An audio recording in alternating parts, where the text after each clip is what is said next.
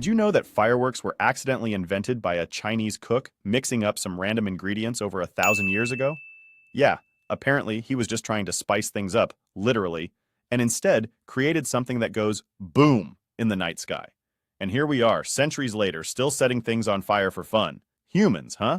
Today, we're taking that ancient oopsie moment to the next level as we travel the globe to witness the most mind-blowing firework displays.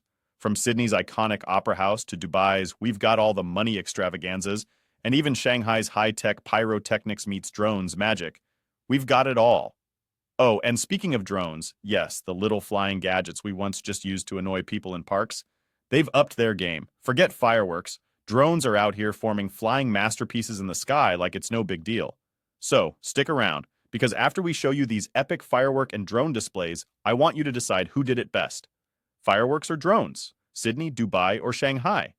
Drop your thoughts in the comments below and don't forget to like, subscribe, and hit that bell. Okay, roll the tape.